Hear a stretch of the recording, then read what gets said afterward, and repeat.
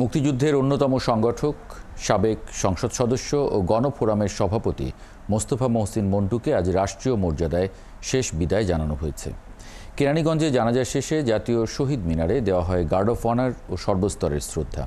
বিকেলে বনানী কবরস্থানে দাফন করা হয় এই বীর মুক্তিযোদ্ধাকে। শুধু রাজনীতিতে নয়, পারিবারিক জীবনেও ছিলেন তিনি আদর্শ এক মানুষ। সবুজ মাহমুদের প্রতিবেদন।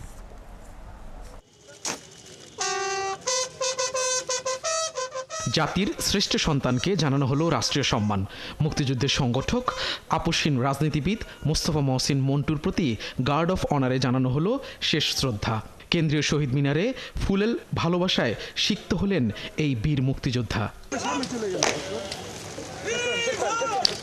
শ্রদ্ধার এই মিছিলে ছিলেন সাধারণ মানুষও, যারা মন্টুকে দেখেছেন সংগ্রামে, বিশ্বাস করেছেন আপসহীনতার প্রতীক হিসেবে। গণতন্ত্র এবং আইনের শাসন প্রতিষ্ঠার জন্য তিনি মুক্তিযুদ্ধকে কখনো আপোস করেন নাই।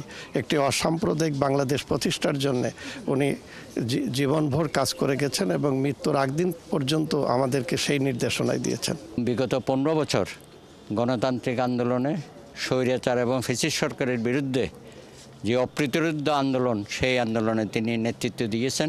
বিএনপি, জাসদ, গণফোরাম সহ বিভিন্ন রাজনৈতিক দল ও সংগঠনের নেতাকর্মীরাও ফুল দিয়ে শেষ শ্রদ্ধা জানান।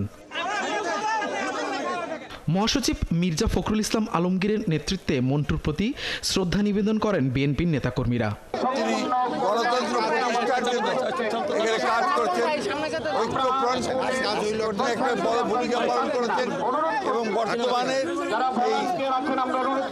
ছাত্র জনতার আন্দোলনের পূর্বে সেই আন্দোলনকে সংগঠিত করবার জন্য জনাব মন্টুর নাম নিঃসন্দেহে উল্লেখযোগ্যভাবে আমাদেরকে উচ্চারণ করতে হবে।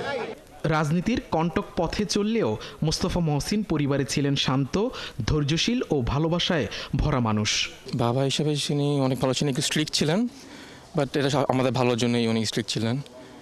আমাদেরকে অনেক টেক কেয়ার করতেন আমাদের।